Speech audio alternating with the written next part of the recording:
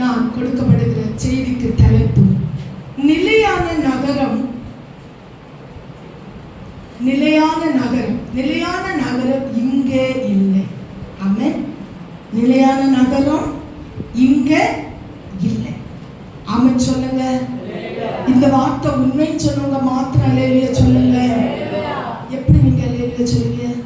நம்ம எவ்வளவு கோடிக்கணக்கில் வீடை கட்டி இருக்கிறோம், வஸ்துவை வாங்கி இருக்கிறோம். ஆமாம், உல்லாசமா படித்து பட்டத்தை வாங்கி இருக்கிறோம், லட்சக்கணக்கில் கர்த்தருக்கு ஸ்தோத்திரம் பணத்தை வாங்குறோம். ஏன் இந்த ஊர் இந்த இடம் நிலையான நகரம் இல்லைன்னு சொல்லுவீங்க? ஆனா தேவன் சொல்லுகிறார், நான் சொல்லல, நிலையான நகரம் இங்கே இல்லை. கர்த்தருடைய வேதத்திலிருந்து பார்ப்போம். நிலையான நகரம் எங்க இருக்கிறது, எங்க இல்லை. ஆமென். எங்க நம்ம போறோம்? நான் சொல்ல வருகிறது, நிலையான நகரம் இங்கே இல்லை. ஆனா நிலையான நகரம் ஒண்ணு உண்டு.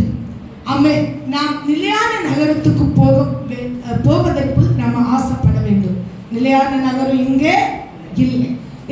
எபிரேயர் 13ஆம் அதிகாரம் கர்த்தர் நல்லவர் 14வது வசனத்தை எடுத்தவர்கள் கர்த்தருக்கு ஸ்தோத்திரம் சத்தமா வாசிங்க.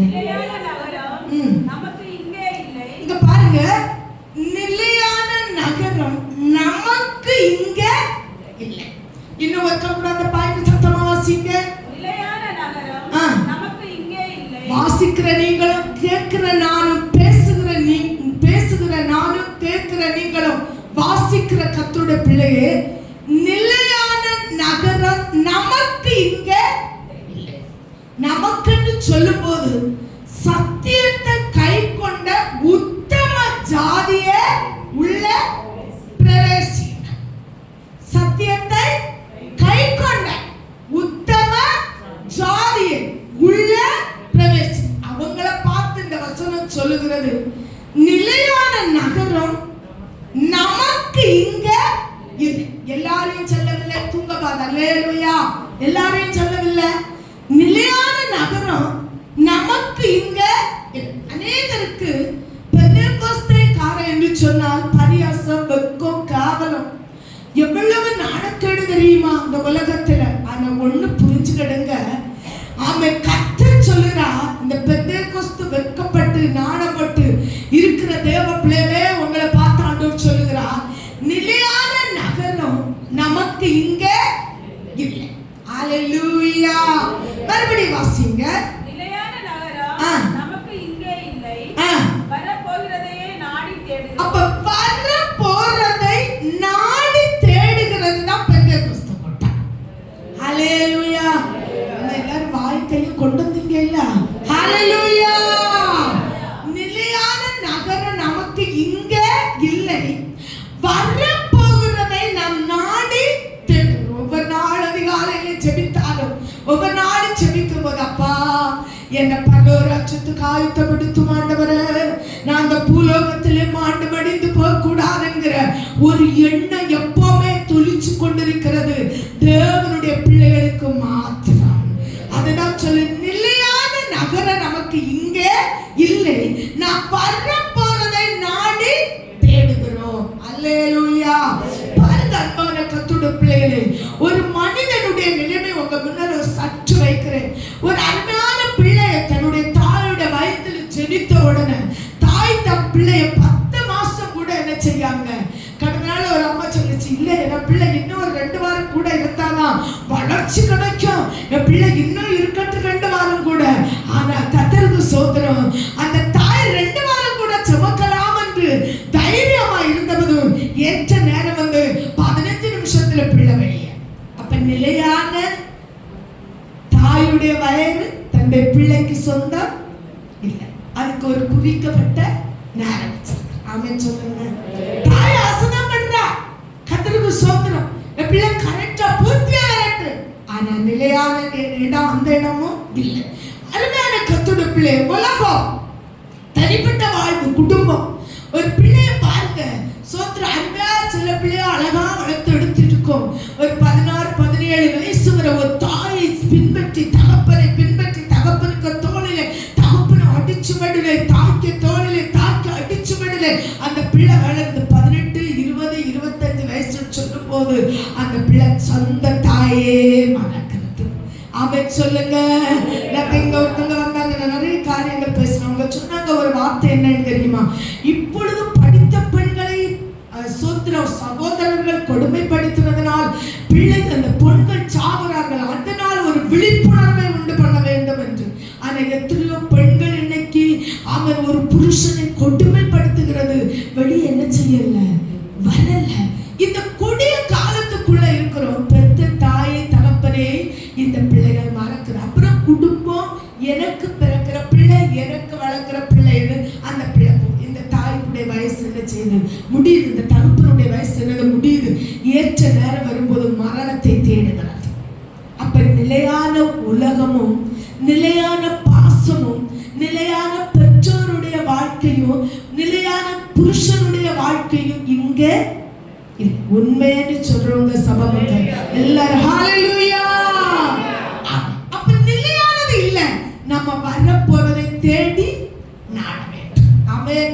எவ்வளவோ பிள்ளையுடைய வார்த்தையை கேட்டு, எவ்வளவோ புருஷனுடைய வார்த்தையை கேட்டு, எவ்வளவோ மனைவியுடைய வார்த்தையை கேட்டு நம்முடைய வாழ்க்கையில எவ்வளவு தோத்து போயிருக்கலாம். கர்த்தரை ஆண்மை நிறைய விஷயத்துல தோத்திருக்கலாம். ஆனா ஒண்ணு இன்னைக்கு புரிந்து கொள்ளுங்க, நிலையான நகரம் நமக்கு இங்கே இல்லை. பாருங்க அன்பான கர்த்தருடைய பிள்ளையே, நிறைய நேரத்துல ஏசப்பாயை நம்ம விட்டு விலகிறது தன் பிள்ளைகளுக்காக, தன்னோட புருஷனுக்காக, குடும்பத்துக்காக. ஆமென் சோதனை. சில நேரத்துல ஏசப்பாயை நம்ம விட்டுகிறோம். சூழ்நிலையை பார்க்கும்போது கடந்த நாட்கள்ல ஒரு சோதனை குடும்பத்துல நடந்தது. தன் தகப்பனாரை சோதனம் சோதனம் சோதனம் சோதனம் மாமாவுக்கும் மருமகளுக்கும் சின்ன வாக்கு தர்க்கம் வந்ததுனால புருஷன் வந்தோன்னு அந்த மனைவி சொல்லி கொடுத்த தகப்பனை அவ்வளவு அடிச்சு போவேன் அப்படியே கடகடா இழுத்து கேட்டுக்க வெளியில கொண்டு போடும் போது அதுவரை அந்த தகப்பன் மக கொடுத்த அடியை பட்டுட்டு கேட்டுக்க வெளியே வந்து சொன்ன இழுத்து கொண்டு போனோன்னு சொன்னானா, டேய் ஏறி நடத்த அப்படின்னு சொன்னாரா. உடனே இவன் நினைச்சது, என்ன இவ்வளவு அடி கொடுத்து எங்க அப்பா பேசாத இருந்தாங்க, இனி நடத்தன்னு சொல்லி அவர் சொன்னாரா, இதுவரைதான் நான் எனக்கு அப்பா பிடிச்சு வெளியில விட்டேன், நீ கேட்டுக்க வெளியிலே கொண்டு வந்துட்ட, இனி என்ன சொன்ன. நிலையான நகரம் இங்கே இல்லை. தகப்பனுக்கு தகப்பன் செய்தத இன்னும் மகன் செய்யும் போது சொல்றாரு, இதுவரைதான் என் அப்பா நான் படிச்சு கழுத்தை குத்தி தள்ளினேன், நீ இழுத்தே கொண்டு கேட்டுக்க வெளியில வந்துடுற, ஆனா இனி என்ன நீ தள்ளாத. ஆமென் ஹல்லேலூயா. நம்ம பாசத்துக்காக குடும்பமா வாழுகிறோம், பிள்ளைக்காக, புருஷனுக்காக. ஆனா நிலையான நகரம் இங்கே இல்லை. எபிரேயர் 13:14 மறுபடியும் வாசிங்க. நிலையான நகரம் இங்கே, நமக்கு இங்கே இல்ல. புரிஞ்சிருப்பீங்க, குடும்பத்தில் நிலையான நகரம் இல்ல, பிள்ளைகிட்ட நிலையான பாசம் இல்ல, புருஷனிட்ட நிலையான பாசம் இல்ல, மனைவிட்ட நிலையான பாசம் இல்ல. வாழுகிறோம் ஒரு நாடக குடும்பம். ஆமென். வெளியில பார்த்தா டாடி நல்லா இருக்கீங்களா, அப்படி இருக்கு இப்படி இருக்கு, ஐயோ உங்க கூதலத்தை பார்க்க உள்ளுக்கு போனா கர்த்தருக்கு ஸ்தோத்திரம் என்ன சொல்லுது, அவ்வளவு ஒரு குடும்பம் வேதனைக்குள் வாழ்ந்து கொண்டிருக்கிறது. ஆனா அதுல சொல்லப்படுறது வரப்போகிறதை நாடி நம்ம என்ன செய்யணும், தேடணும். வரப்போறதை நாடி தேட வேண்டும். கர்த்தர் நல்லவர். தேவப்பிள்ளை, ஒரு நிலையான நகரம் இங்கே இல்லாததுனால நிலையான நகரம் ஒன்றை கர்த்தர் நமக்கு வைத்திருக்கிறார். அதை நம்ம நாடி என்ன செய்யணுமா, தேடணும். ஆசிங்க எபிரேயர் 12ஆம் அதிகாரம் 26, 27, 28 வாசிங்க. அவருடைய சத்தம் அப்பொழுது பூமியை அசைய பண்ணிச்சு. நல்லா கவனிங்க. நீங்க நினைக்கீங்க குடும்பத்தை தானே சொன்னீங்க நிலையான நகரம் இங்க இல்லைன்னு, நாடி தேடணும்னு. நல்லா கவனிங்க. கர்த்தருடைய சத்தம் ஒரு நாளைக்கு எதை அசைக்குமா, பூமியை அசைக்கும். இன்னைக்கு தேவனுக்கு பிரியமா ஜீவிக்க முடியவில்லை, தேவனுக்காக வாழ முடியவில்லை, தேவனுடைய சத்தியத்துக்காக கீழ்ப்படியவில்லை, கர்த்தருக்காக ஏதாவது செய்யணும்னா நம்மளால முடியவில்லை, கர்த்தருக்கு 10 ஒன்று கர்த்தரால கொடுக்க முடியவில்லை, ஏழைக்கு ஹெல்ப் பண்ண முடியவில்லை, கர்த்தருடைய சபையை கட்டுவதற்கு நம்மளால முடியவில்லை. ஆனா இந்த பூலோகத்தில் எவ்வளவு நம்ம சேர்க்கணுமோ, எவ்வளவு பண்ணணுமோ நீங்களும் நானும் செய்து கொண்டிருக்கிறோம். ஆமென் சொல்லுங்க சபையே ஹல்லேலூயா. ஆனா இந்த வசனம் சொல்லுகிறது, மறுபடியும் வாசிங்க. அவருடைய அவருடைய சத்தம் அப்பொழுது பூமியை அசைய பண்ணிட்டு பூமி என்ன செய்யுமா? அசை. ஒரு வசனத்துல ஒரு முறை திருப்பி வாசிங்க. அவருடைய சத்தம் அப்பொழுது பூமியை அசைய பண்ணிட்டு பூமி ஒரு நாள் அசையும் தேவ பிள்ளையே. இந்த பூமியை எவ்வளவு சேர்த்து வைத்தாலும் இந்த பூமி ஒரு நாள் அசையும். அதனால் நிலையான நகரம் இங்கே இல்லை, வரப்போகிறதை நாடினா தேடுகிறோம். அப்ப இந்த பூமி உனக்கு நிலையான நகரம் இல்லை. அடுத்து வாசிங்க.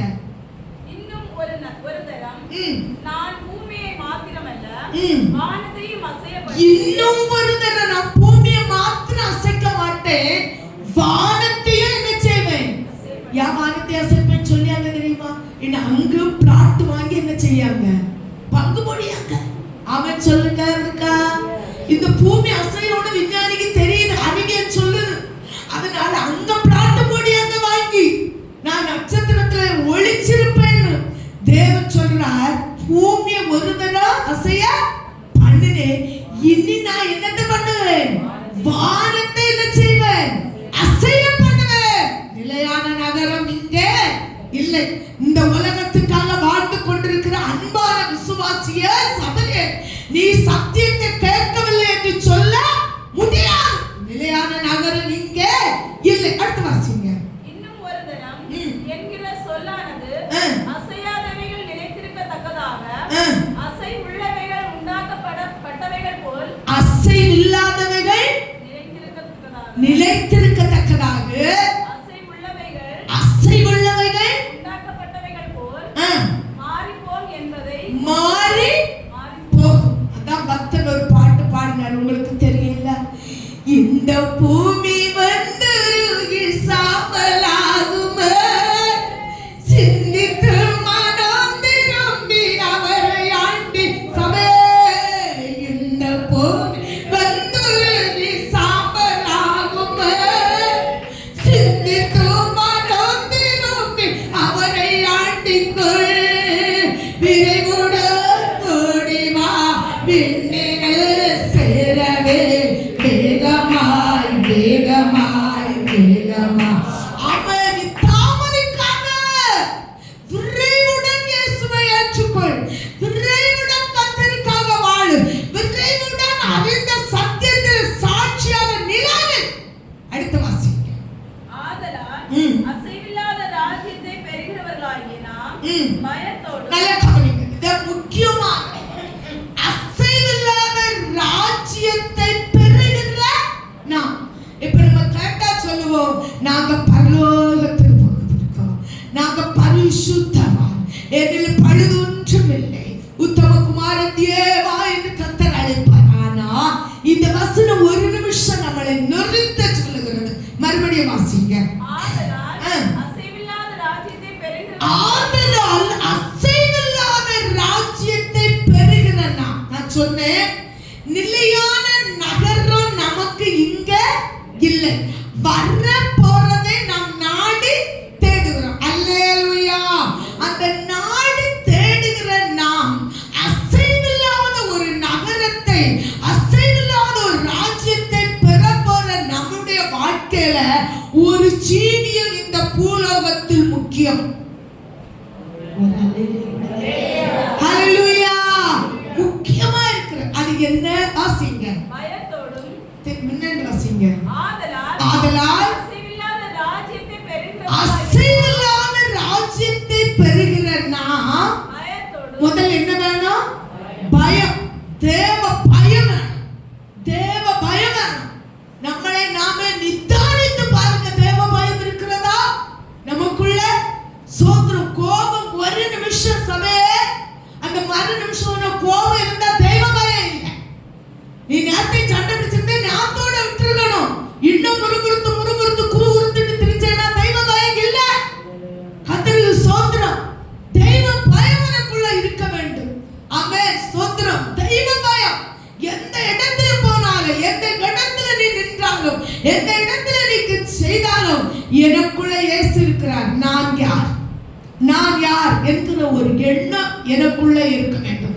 பாருங்க கர்த்தருடைய பிள்ளை சோத்திரம். அது ஒரு வேடிக்கை சொல்லுவாங்க. ஒரு நரி ஒரு நாள் சாயத்துல விழுந்துட்டு நாய்க்கு கூட இருந்துதான். அந்த நாய்க்குள்ள ஒரு சந்தேகம், இது என்னடா நிறைய போல வாது, நிறைய போல மூக்கு, முகம், ஆனா அது நம்ம கூட சுத்துது, கல்லர் நம்ம, ஆனா அது குலைச்சல்ல பேசாத இருக்குன்னு நான் எல்லாம் சேர்ந்து ஒரு திட்டம் போட்டுதான் நம்ம எல்லாரும் சேர்ந்துங்க செய்யணும், ஊழ போடணும். இந்த நரி ஊழலிடுதா, ஊழலிட இல்லையா, இது யாரு என்னன்னு கண்டு கொள்ளலாம். இந்த நாயெல்லாம் ஊழலிடும். நாய்க்கு ஊழத்துக்கும் நரிக்க ஊழைக்கும் வித்தியாசம் உண்டு. அதெல்லாம் ஊழலிடுது. இது பிடிச்சு பிடிச்சு பார்த்து பாருங்க. அடுத்து இதை ஊழ போட என்ன செஞ்சிச்சு ஆரம்பிச்சு. நானே தேவ பிள்ளைகள் தெய்வ பயம் இல்லாதபடி சபையில வந்த அந்நிய பாஷையும் ஆண்டவரை ஆராதிப்பதும் வெளியே போன சோத்திர அநியாய பாஷையும் தேவனுக்கு பிரியமில்லாத ஊழல். ஆமென் சொல்லுங்க ஒருக்கா. ஹல்லேலூயா. நிலையான நகரத்தை வாசிங்க. அசைவில்லாத ராஜ்யத்தை பெறுகிற நாம் பயத்தோடு எப்படி பக்தியோடு. பாஸ்டர் அருமையான ஒரு காரியத்தை சொன்னாங்க, நேரத்துக்கு சொன்னாங்க பக்தியை பற்றி. நம்ம சபையில பக்தி இருக்கிறதா? சோத்திரம் நமக்குள்ள ஒரு பக்தி இருக்கிறதா? மனதான துணிகரமான பாவம் செய்த ஆராதனைக்கு வரோம் இல்ல? கர்த்தருக்கு சோத்திரம். 9 மணி ஆராதனை சமாதானமா எழுப்பி ஒரு வேலைக்கு போனோம்னா எவ்வளவு ஆத்திரப்படுவாங்க ஆம்பளையா.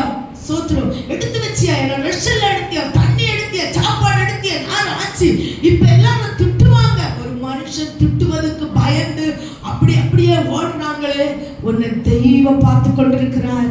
9 மணிக்கு ஆராதனை, நீ 9 மணிக்கு நம்மளால வர முடியுதா? ஆண்டவரை உண்மையாக ஆராதிக்க முடியுதா? நம்மளால பைபிள் வாசிக்க முடியுதா? நம்மளால ஜெபிக்க முடியுதா?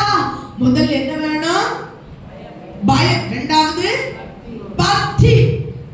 தேவ பயத்தோடு பக்தியோடு. மூன்று தேவனுக்கு பிரியமான ஆராதனை. ஆராதனை நடத்தும் போது அழகா கமந்திருந்து உறங்குகிற அன்பான கர்த்தருடைய பிள்ளை நம்ம ஆராதனை எப்படி பண்ணுகிறோம்? இவங்க மூன்று இருக்கிறவங்க எங்க போறவங்களா? வாசிங்க. பயத்தோடு பக்தியோடு தேவனுக்கு பிரியமாய் ஆராதனை செய்யும்படி கிருபையை பற்றிக்கொள்ள கடவுள். கிருபையை என்ன செய்யணும்? கிருபையை பற்றிக்கொள்ளணும். கிருபை இல்லாம பரலோக ராஜ்யத்துக்கு போக முடியாது. கடைசி காலத்திலே தேவன் நமக்கு கிருபையை தரணும். என்ன கிருபை? பயம், பக்தி, தேவனுக்கு பிரியமான ஆராதனை. கரங்களை தூக்கலே. மனுஷனை பிரியப்படுத்த ஆராதிக்க வேண்டாம். மனுஷன் கடக்கு போடுவான் என்று ஆராதிக்க வேண்டாம். தெய்வத்துக்குள்ள ஒரு பக்தி இருக்குதா? தேவனுக்குரிய ஒரு உணர்வு இருக்கிறதா? பரிசுத்த ஆராதனை நமக்குள்ள இருக்கிறதா? அடுத்து வாசிங்க. நம்முடைய தேவன் பட்சிக்கிற அக்னியா இருக்கிறாரே. 28 முடிஞ்சுச்சா? சரி. கவனிங்க. 1 கொரிந்தியர் 13:12 அதிகாரம் வாசிங்க. 1 கொரிந்தியர் கண்ணாடியிலே நிழலாட்டமாய் பார்க்கிறோம். நல்லா கவனிங்க. பயத்தோடு பக்தியோடு தேவனுக்கு பிரியமாய் இருக்கிறவர்கள் ஆராதிக்கும் போது கர்த்தரை எப்படி பார்க்கறாங்க? கண்ணாடி நிழலாய் பார்க்கிறோம். ஆமென் சொல்லுங்க. அன்னைக்கு கண்ணாடி நிழல்னு எழுதி வச்சிருக்கு. இன்னைக்கு வெளிநாட்டுல இருக்கிற பிள்ளைகள், படிக்கிற பிள்ளைகள் சாயங்காலம் ஆனா தாய் தகப்பனுக்கு எப்படி வராங்க? சோத்ரா வீடியோ கால்ல வராங்க. தொட்டு அடிக்கடி அதை யோசிப்பேன். தொட்டு பார்த்து உணர முடியாவிட்டாலும் நேரடியாய் பார்த்து உணர்கிற ஒரு கண்ணாடி நிழல். இதே போல அபிஷேகத்துல ஆவியில ஆராதிக்கிற கர்த்தருடைய பிள்ளைகள் கர்த்தருக்கு சோத்ரம் சோத்ரம் சோத்ரம் சோத்ரம் கண்ணாடி நிழலாய் காண்கிறது போல் முகமுகமாய் பார்த்து கர்த்தரை என்ன செய்கிறார்கள்? ஆராதிக்கிறார்கள். ஹல்லேலூயா, ஹல்லேலூயா. வாசிங்க திருப்பி. இப்பொழுது கண்ணாடியிலே நிழலாட்டமாய் பார்க்கிறோம். அப்பொழுது முகமுகமாய் பார்க்கிறோம். ஆமென். எப்போ?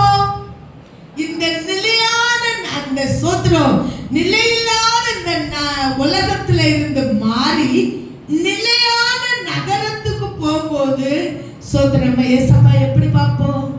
முகமுகமாய் பார்ப்போம். ஹalleluya ஹalleluya. எப்படி பார்ப்போம்? முகமுகமாய் பார்ப்போம்.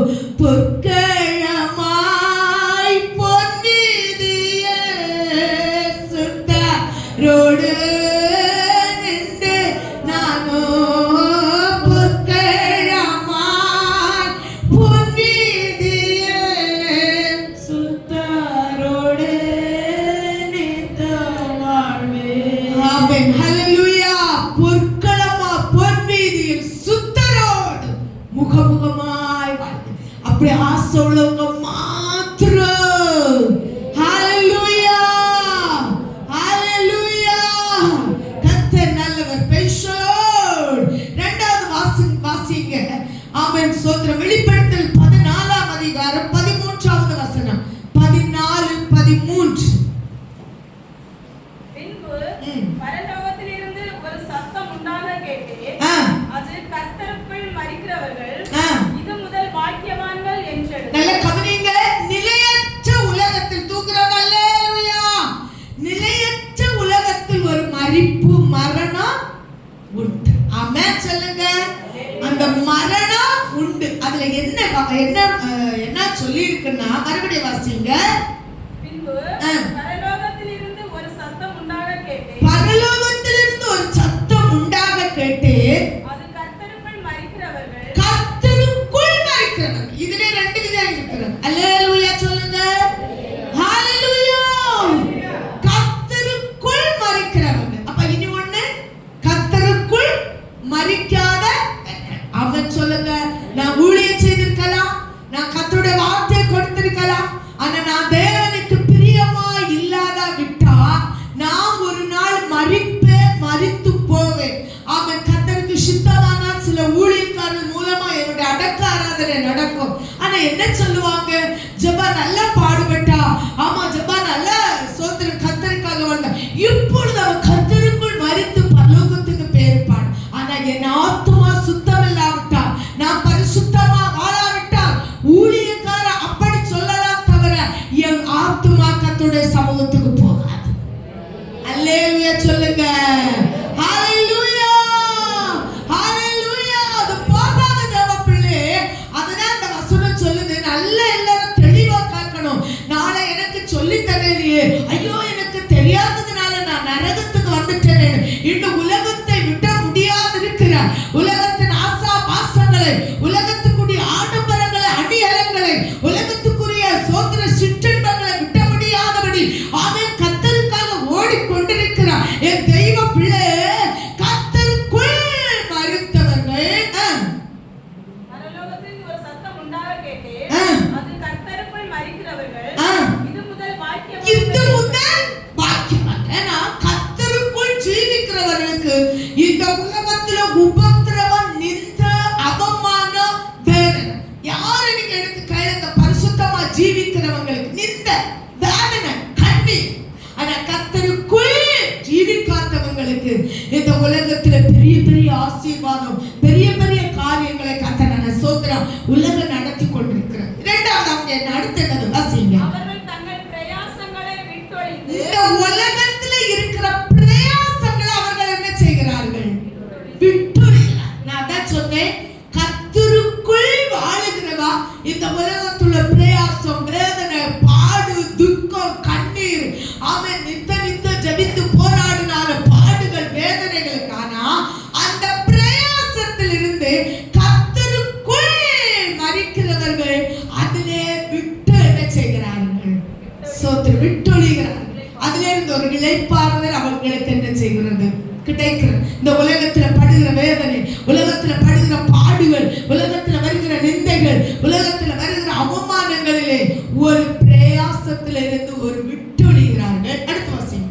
அவருடைய கிரியைகள் அவர்களோட கூட போகும். ஆமென். அவர்களுடைய கிரியைகள், அல்லேலூயா சொல்லுங்க, அவர்களோடு போகும்.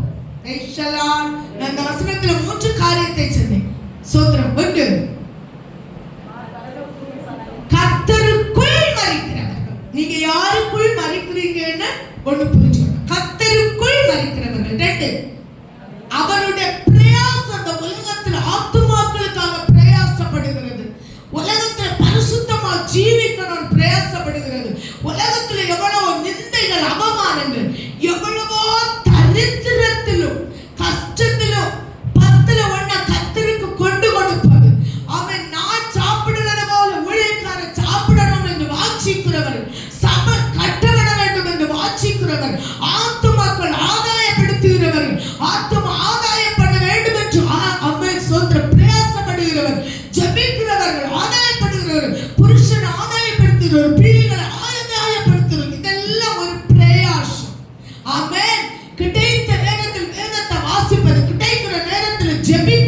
கிடைக்கிற நேரத்தில் ஆராதனை போறது, இதெல்லாம் என்னது?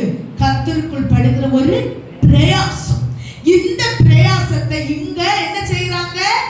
விட்டொழிகிறார்கள். அல்லேலூயா. ஆனா அங்க அடுத்து என்ன சொல்லி இருக்கிறது? அவன் ஆத்மாசிங்க அவனுடைய கிரியைக்கு தக்க பலனை எங்க அடைகிறாங்க? சொல்லுங்க, எங்க அவனோட கூட அநேகருக்கு உள்ளத்துல என்ன தெரியுமா இருக்குது?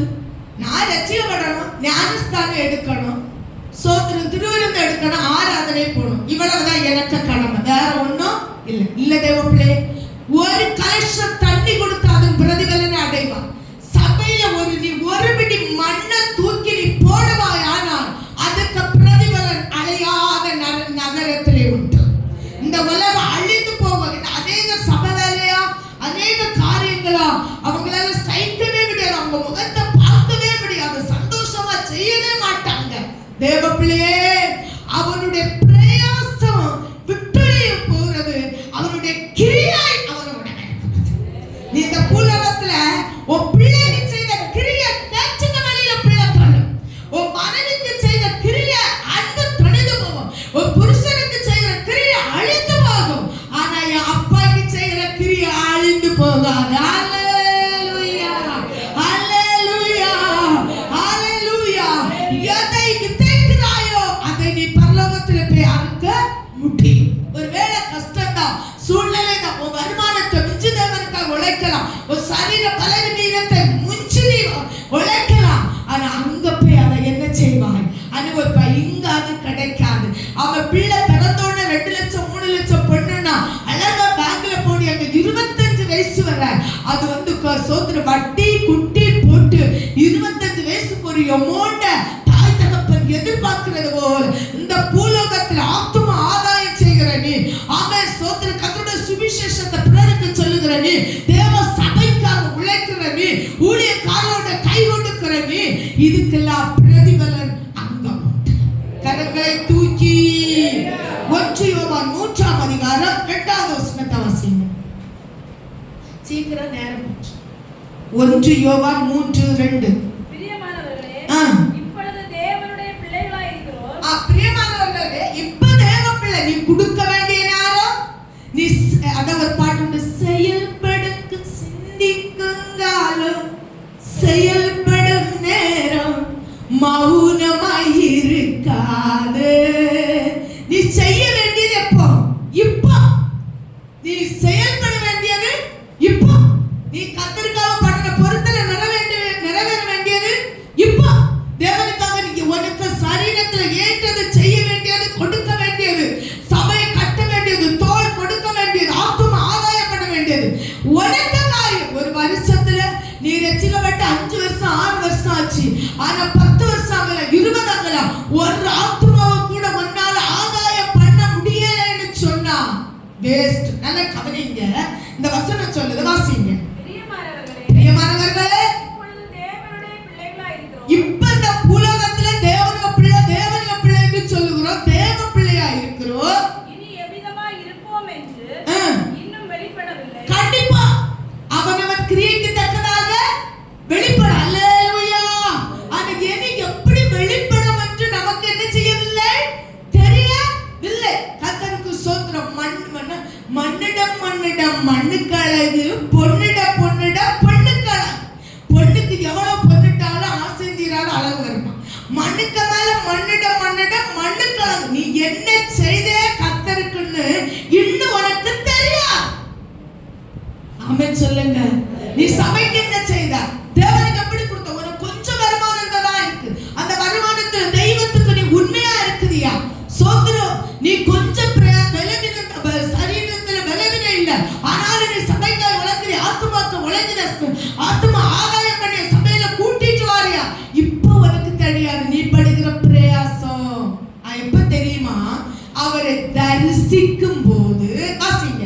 ஆயினும் அவர் வெளிப்படும் போது அவர் இருக்கிற வண்ணமாகவே நாம் அவரை தரிசிப்பதனால் அவருக்கு ஒப்பாய் இருப்போம். கரங்களை தட்டி கர்த்தரை ஸ்தோத்திரம் பண்ணுவோம். ஹalleluya, ஹalleluya, ஹalleluya, ஹalleluya, ஹalleluya. எப்படி இருப்போமா? அவருக்கு ஒப்பா இருப்பனா. ஏன்னா என் தேவன் இந்த உலகத்துல பாடுபட்டார், நிந்தை சகித்தார், அவமானத்தை சகித்தார், ஆத்தும ஆதாயம் செய்தார், சுவிசேஷத்தை சொன்னார், பிசாசை துரத்தினார், பிரசங்கித்தார், அவன் கற்று கொடுத்தார், கற்று கொண்டார். எல்லாம் எனக்கு அப்பா 33 வயசு வரை இந்த பூலோகத்துல செய்தார். மரித்து நீ அவருக்கு ஒப்பா இருக்கும் போது நீ இந்த பூலோகத்தில் செய்கிறது வெளிப்படும். ஆமென் சொல்லுங்க. ஒரு பிள்ளைய கல்யாணம் பண்ணி கொடுத்தோம், அந்த பொண்ணு அடுத்த விருந்து 2 விருந்து வளைஞ்சு 3ஆவது விருந்து வரும்போது தலையை பார்த்து கேட்க, நீ எது என்ன பெருத்த, நீ எனக்கு என்னத்தை தான் தந்துட்ட, என்னதான் நீ நினைச்சிட்ட, அண்ணோட சூசைடு பண்ணிக்கலாம். கேக்குதா கேட்கலையே பண்ணுவா? கேக்குது. பையன் கல்யாணம் முடிஞ்சு ஒரு பிள்ளை பிறக்கிறது, அம்மா அம்மா அம்மா அம்மா அம்மா அப்பா அப்பா அப்பான்னு சொல்லுவான். அடுத்து சொல்ல, என்னன்னு சம்பாதிச்சு வச்ச, எனக்கு என்னத்துதான் நீங்க வச்சுட்டியா அப்படின்னு கேட்பான். இந்த பூலோகத்துல நீ எதை யாருக்கு செய்தாலும் திருப்தி இருக்காது. ஆனா நீ எனக்கு அப்பாவுக்காக எவ்வளவு செய்தியோ அதை நீ அவர் தரிசிக்கும் போது வெளியாக கைகளை தூக்கி ஹல்லேலூயா ஆமென். அவரை தரிசிக்கும் போது அவருக்கு நம்ம ஒப்பா இருப்போம். எபிரேயர் 11ஆம் அதிகாரம் 10வது வசனம். தேவன் தாமே கட்டி உண்டாக்கின அஸ்திவாரமுள்ள நகரத்துக்கு அவன் காத்திருந்தான். ஏனெனில் மறுபடியும் வாசி. ஏனெனில் தேவன் தாமே கட்டி உண்டாக்கின, பாருங்க, ஏனெனில் தேவன் தாமே கட்டி உண்டாக்கின அஸ்திவாரமுள்ள நகரத்துக்கு அவர். யார் நம்ம எங்க காத்திருக்கோம் இப்ப சொல்லுங்க? தேவன் தாமே கட்டி உண்டாக்கின அஸ்திவாரமுள்ள நகரத்துக்காக காத்து. இப்ப எங்க காத்திருக்கோம் தெரியுமா? ஆமென். நம்ம அப்பா ஒரு வீடு கட்டுகிறார். ஆமென். அல்லேலூயா அல்லேலூயா. அந்த வீட்டுக்காக நம்ம என்ன செய்து கொண்டிருக்கிறோம்? காத்து கொண்டிருக்கிறார். அப்பா ஒரு வீடு கட்டுகிறார், அவர் உனக்கு எனக்கும் சேர்த்து கட்டுகிறார். அப்பா ஒரு இயேசு அப்பா ஒரு வீடு கட்டுகிறார், அது உனக்கும் எனக்கும் சேர்த்து கட்டுகிறார். இன்ஜினியர் இல்ல, அதான் எலக்ட்ரிஷியனும் இல்ல, கொத்தனாரும் இல்ல, தச்சனாரும் இல்ல, யாரிடமும் சொல்லாத கைவேலை இல்லாத அப்பா ஒரு இயேசு அப்பா ஒரு வீடு கட்டுகிறார், அது உனக்கும் எனக்கும் சேர்த்து கட்டுகிறார். அப்பா ஒரு வீடு கட்டுகிறார், அது உனக்கும் எனக்கும் சேர்த்து கட்டுகிறார். மாமனாரும் இல்ல, அத மச்சானாரும் இல்ல, மாமியார் இல்ல, அத மருமகனும் இல்ல, கொண்டையில சண்டையில மண்டையில காயம் இல்ல, அப்பா ஒரு இயேசு அப்பா ஒரு வீடு கட்டுகிறார், அது உனக்கும் எனக்கும் சேர்த்து கட்டுகிறார். அப்பா ஒரு வீடு கட்டுகிறார், அது உனக்கும் எனக்கும் சேர்த்து கட்டுகிறார். செங்கல்லும் இல்ல, அங்க கருங்கல்லும் இல்ல, சிமெண்ட் கூட இல்ல, ஆனா முட்டை இல்ல, மரகதோ மாணிக்கம் வைரமான கல்லு உண்டு, மரகதோ மாணிக்கம் வைரமான கல்லு உண்டு. அப்பா ஒரு இயேசு அப்பா ஒரு வீடு கட்டுகிறார், அது உனக்கு எனக்கு சேர்த்து கட்டுகிறார். ரேஷன் கடை இல்ல, பேச்சு சோறு இல்ல, ரேஷன் கடை இல்ல, பேச்சு சோறு இல்ல, மரகதம் மாணிக்கம். ஆமென் ஹல்லேலூயா. அப்பா ஒரு வீடு கட்டுகிறார், அந்த வீட்டுக்குள்ள நம்ம போறோம். ஆமென் சொல்லுங்க. அந்த வீட்டுக்காக தான் நம்ம இவ்வளவு பிரயாசம் எடுக்கிறோம். அந்த வீடு எப்படி இருக்குமா? சோத்திர வாசிங்க 10வது வசனம் மறுபடியும். தேவன் தாமே கட்டி உண்டாக்கின, ஏனெனில் தேவன் தாமே கட்டி உண்டாக்குகிற அஸ்திவாரமுள்ள நகரத்துக்கு அஸ்திவாரமுள்ள நகரம். அது அசைச்சாலும் அசைக்கப்படாது. இது அசைக்கணும். அஸ்திவாரத்தை ஆண்டவர் அசைச்சாருன்னா, பூமி அசைச்சாருன்னா, பல ஓடி மட்டும் நீ கட்டினாலும் அது அசைக்கப்படும். ஆனா அது கொரிந்தியர் 4ஆம் அதிகாரம் 17ஆவது வசனம். 2 கொரிந்தியர் 4:17.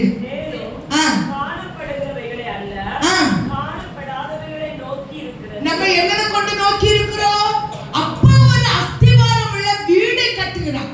அதுக்கு மரகதோ, அதுக்கு மாணிக்கம், அதெல்லாம் வச்சு நம்ம அப்பாவுக்கு ஒரு வீடு நம்மளை கொண்டு கட்டுக்கொண்டு பாருங்க. தேவப்பிள்ளை ஏன் தெரியுமா? அல்லேலூயா.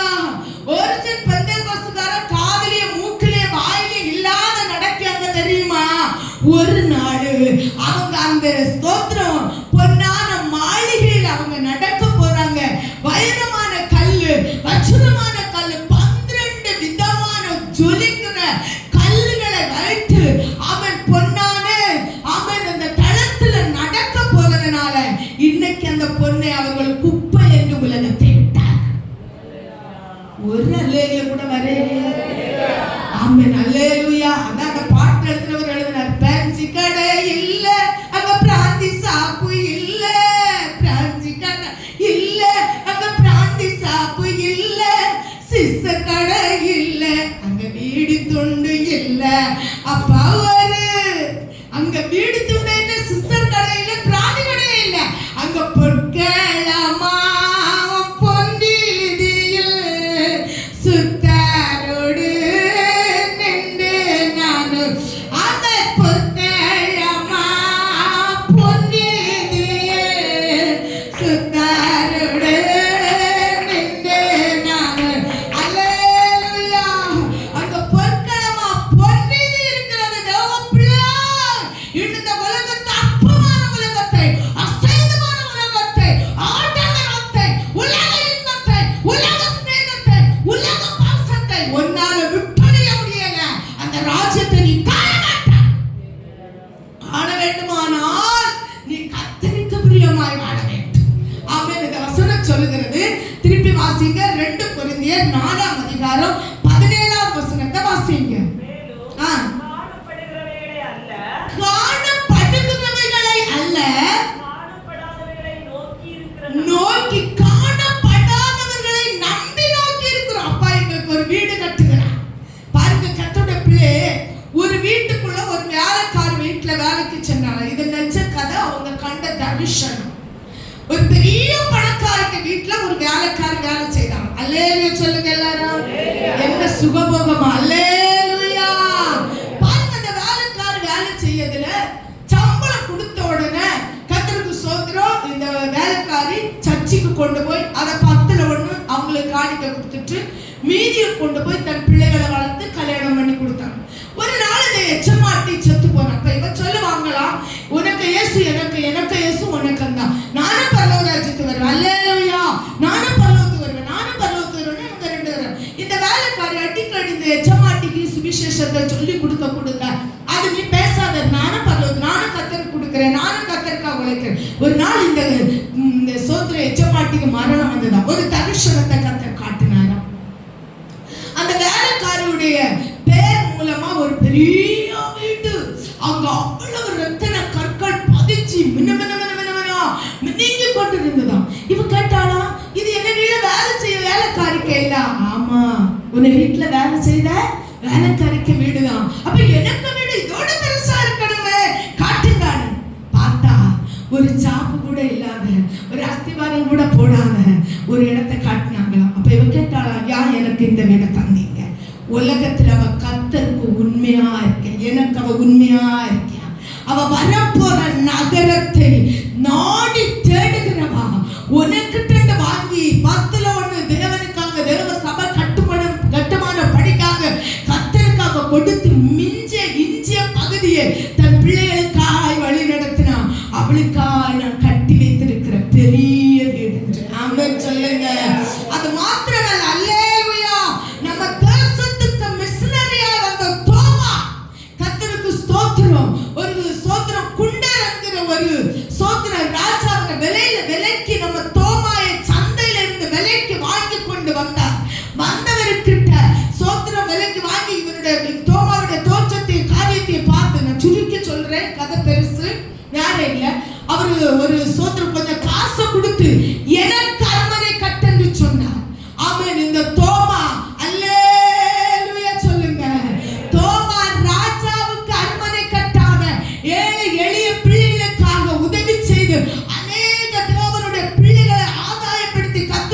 சுவிசேஷத்தை சொன்னான். குண்டருக்க தம்பி ஒரு நாள் வந்து பார்த்தார். இங்க சோதர ராஜாவுக்கு கட்டின வீடு எங்க? இவர் சொன்னார், கட்டுனேன், ஒரு பெரிய வீடு கட்டி வச்சிருக்கிறேன் ராஜாவுக்குன்னு சொன்னாரு. கோபமா போய் குண்டத்தை சொல்லி அண்ணன் வந்தாங்க. தோமாவே, நீ கட்டின வீடு எங்க? எனக்காக நான் தந்த பணத்துக்கு பதில் சொல்லணும். அவர் சொன்னாரா, ராஜாவே, நான் பெரிய வீடு கட்டி வச்சிருக்கேன், ஆனா இப்ப உனக்கு தெரியாது, ஒரு நாள் தெரியும்னு பிடிச்சி தோமாவை, அவன் இது வந்து நெச்சக்கதை, நான் கட்டுக்கதை இல்லை சொல்லுறது. தோமாவை கொண்டு என்ன போட்டாங்க? ஜெயில போட்டாங்க. தம்பி பலவீனப்பட்டான். சோத்திரம், மரித்து போற சூழ்நிலை வந்தது. தேவன் காட்டி கொடுத்தார் பரலோகத்தில். தோமா கட்டின வீடு குண்டருக்க பேர்ல இருந்தது. கரங்களை தூக்கி அல்லேலூயா.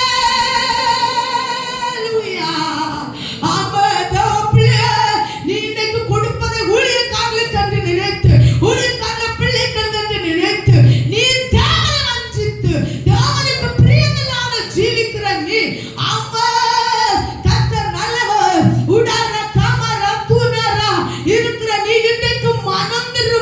நீ கொடுப்பது ஊழியக்காரனுக்கு அல்ல, தேவனுக்காக கொடுக்கிறத தேவன் பரலோகத்தில் ஒரு வீடை கட்டி கொண்டிருக்கிறார்.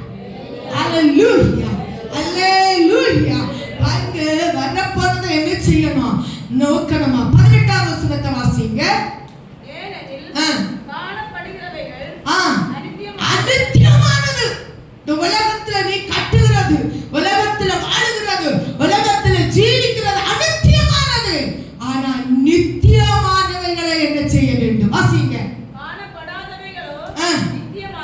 காணப்படாதவைகள் நித்தியம். நீ நித்தியத்துக்காக கட்டு சபையை, நித்தியத்துக்காக ஓட்டு.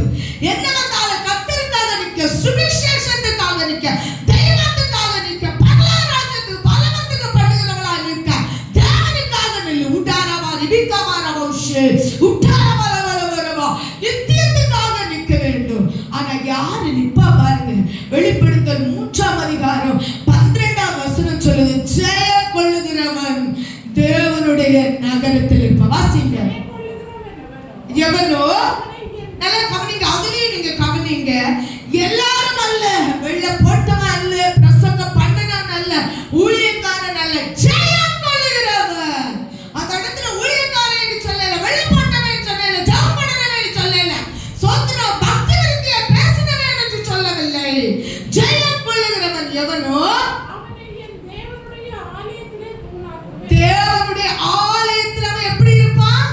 தூணாய் இருப்பான். அல்லேலூயா. அல்லேலூயா. ஜெயம் கொள்ளுங்க. இந்த உலகத்தை ஜெயிக்கணும், மாமிசத்தை ஜெயிக்கணும், சோத்திர பிசாசை ஜெயிக்கணும், உலக இன்பத்தை ஜெயிக்கணும், உலக ஆடம்பரத்தை ஜெயிக்கணும், உலக அநியலகத்தை நீ ஜெயித்தாதான் அந்த பரலோக ராஜ்யத்துக்கு போக முடியும். நீ உலகத்தோட ஒத்து ஓடுனே. ஆண்டவரே, நான் சின்ன வயசுலயே ஆண்டவரை ஏற்றும், நான் ஊழியக்காரங்க பிள்ளையாக, நான் ஊழியம் செஞ்சவளாக்கும் சொன்னா கர்த்தர் உன்னை அறியார். ஆமென் சொல்லுங்க.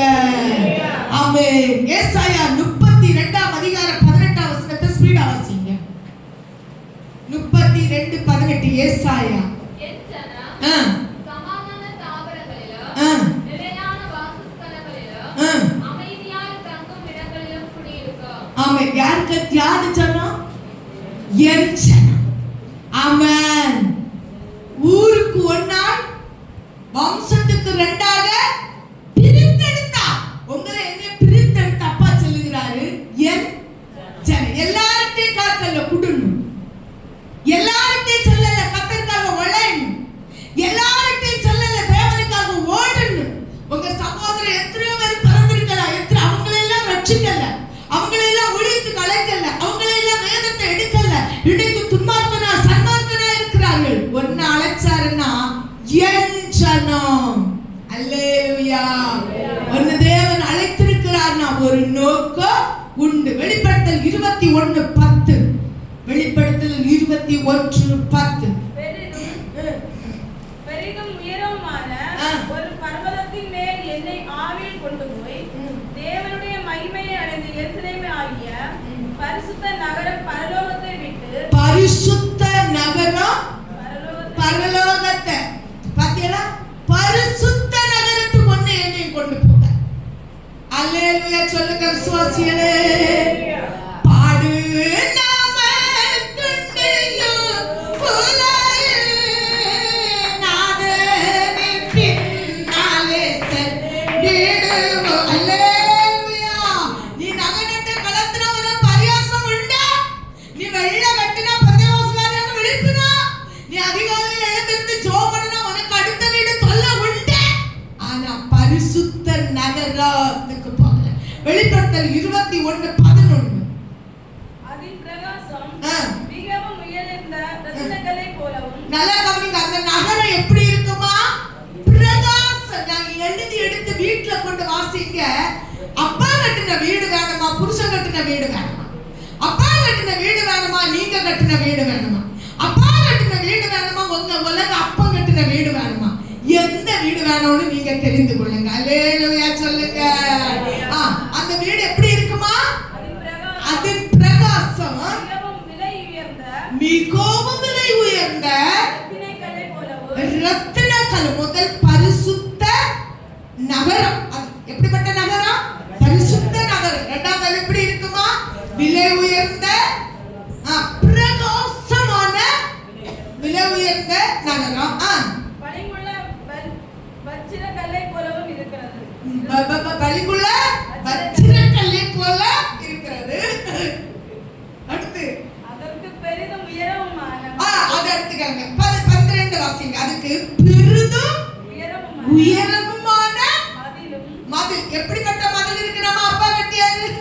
இங்க 6 அடி மதில தான் கட்டுறாங்க. பாத்துடுங்க. அதுல கல்ல யாரு சாடி வருமா? பூட்டோட. எங்க அப்பா எத்தனை மதில் கட்டி வச்சிருக்க? சத்தமா வாசிங்க. அதற்கு பெரிதும் உயரமுமான மதிலும் கிழக்கே 3 வாசல்கள். கவனிச்சிடுங்க. கிழக்கு 3 வாசல்கள், வடக்கே 3 வாசல்கள், வடக்கு 3 வாசல்கள், தெற்கே 3 வாசல்கள், தெற்கே 3 வாசல்கள், மேற்கே 3 வாசல்கள், மேற்கே 3 வாசல்கள். ஆக 12 வாசல்களும் இருந்தன. 12 வாசல் உள்ள வீட்டுக்கு போறோம். அல்லேலூயா. தொட்டு சொல்லுங்க. உலகத்தை அனுபவிச்சுட்டு 12 வாசலை அனுபவிச்சு உட்காந்து பார்த்துக்கிடுங்க. ஏமாத்து பாப்பாங்க. உலகத்தை வந்து கத்துக்காம பாடுபட்டு அங்க திரும்பவும் ஒரு குத்து இங்க திரும்பவும் ஒரு குத்து பட்டு நெருங்கி நெருங்கி போதாதான் அதை அனுபவிச்ச முடி. அடுத்த வாசிங்க. வாசல்களின் அருகே 12 தூதர்கள் இருந்தார்கள். அல்லேலூயா. வாசலுக்கு அருகே எத்தனை தூதர் இருக்காரு? 12 தூதர். அல்லேலூயா. இந்த பூலோகத்துல சத்துருவனை அடிக்கடி அவன் சோத்திரவனை வியாதியை கொண்டுட்டு கஷ்டத்தை கொண்டுட்டு உன்னை சுருட்டி எடுப்பான். ஆனா ஒரு வாசலுக்கு 12 தூதர்கள். அசிங்க. அந்த வாசல்களின் மேல் இஸ்ரவேல் சந்ததியாராகிய அந்த வாசல் மேல இஸ்ரவேல் சந்ததி 12 கோத்திரத்தாருடைய நாமங்கள் நம்ம முற்பிதாக்களுடைய 12 கோத்திரத்துக்கு பேர் நாமம் எழுதப்பட்டிருக்கிறது. நகரத்தின் மதிலுக்கு 12 அஸ்திபார கற்கள். நகரத்தின் மதிலுக்கு எத்தனை? 12 அஸ்திபாரம். அல்லேலூயா சொல்லுங்க. ஆமா. ஏதோ 4 கல்லை தூக்கி வச்சு 2 அஸ்திபாரத்தை இட்டு ஒரு வீடை வச்சா அடி அம்மா பொறுக்கோ தேவையாப்பா நான் சொல்லிடுவேன். வேண்டாம். அவ்வளவு கத்த பார்க்கணும். நானும் ஒரு பெரிய கிடைச்சினேன். ஆமா. இன்னும் ஒரு பூமியில அண்ணு வந்தது போல ஒரு வெடிப்பந்தங்கி பூமிக்குள்ள எல்லாம் போகும். அல்லேலூயா சொல்லுங்க. அதுக்கு ஒரு கத்த பார்க்கணும். பாருங்க நம்ம அப்பா எப்படி வச்சிருக்காங்க. அந்த 14 வாசிங்க. நகரத்தின் மதிலுக்கு 12 அஸ்திபார கற்கள் இருந்தன. 12 அஸ்திபார கற்கள் இருந்தன. அவைகளின் மேல் ஆட்டுக்குட்டியானவருடைய 12 அப்போஸ்தலர். அல்லேலூயா. 12 அப்போஸ்தலர் இருக்காங்க நம்ம அப்பாக்கு. நம்ம போற வீட்டுக்கு மேல. அல்லேலூயா சொல்லுங்க. ஹalleluya. சவுண்ட் வரவர அல்லேலூயா குறையுது. இந்த நாளுக்கு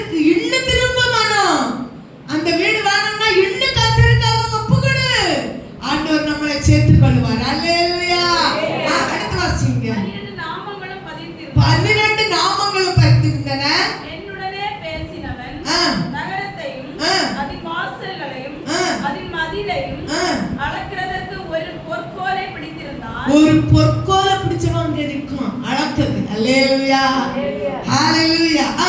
அந்த நகரம் சதுரமாய் இருந்தது. அந்த நகரம் எப்படி இருந்தது? குண்டுகுழி ஒண்ணு இல்ல பாத்துடுங்க. நம்ம போற வீட்ல சதுரமா இருந்தது. அதின் அகலமும் நீளமும் சமமாய் இருந்தது. அதுக்கு அகலமும் நீளமும் சதுரமா இருந்தது, சமமா இருந்தது. அவன் அந்த கோலினால் நகரத்தை அளந்தான். அது 12,000 சாதி அளவாய் இருந்தது. எத்தனாயிரம்? 12,000. அல்லேலூயா. அதின் நீளமும் அகலமும் உயரமும் சமமாய் இருந்தது.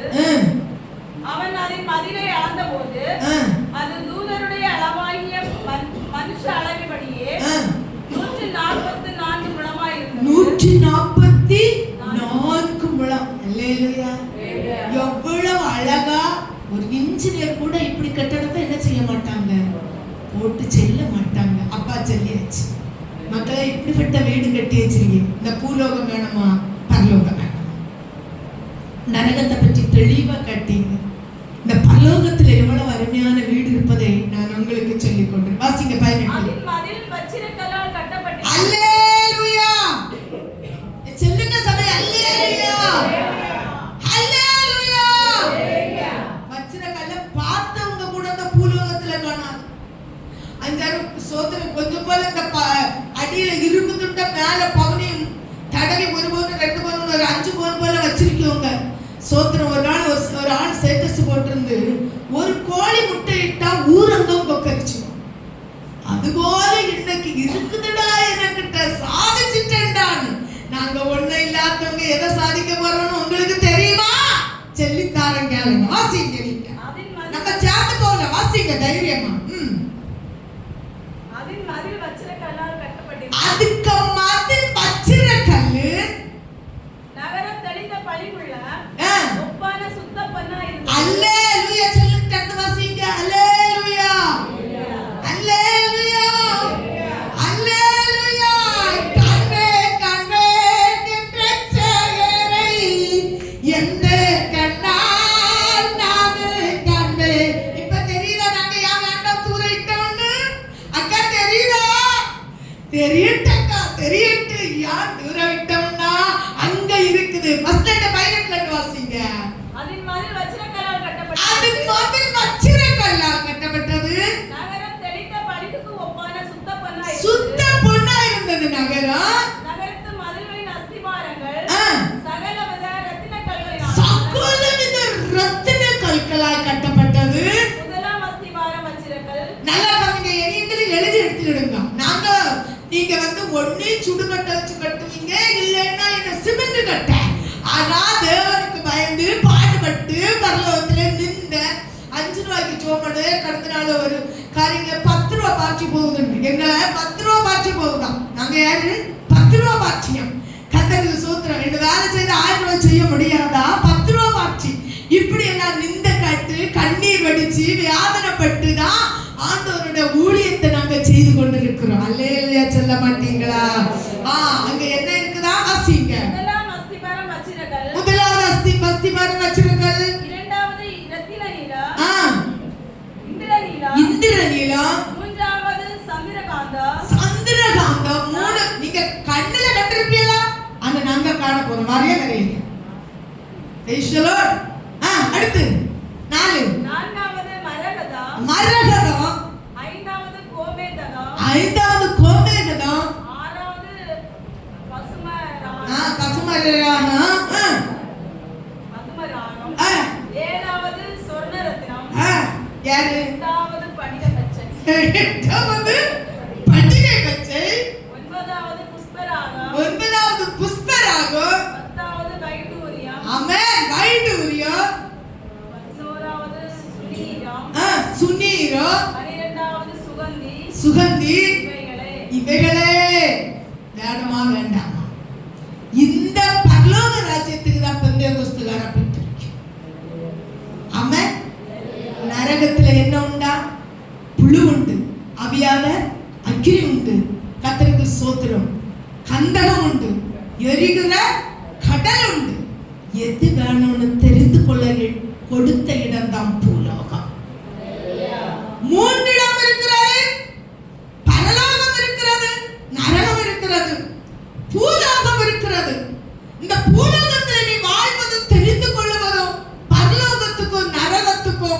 மேலே கொண்டு போகும். அதுல எது கனம் என்பதை நாம் தெரிந்து கொள்ள வேண்டும்.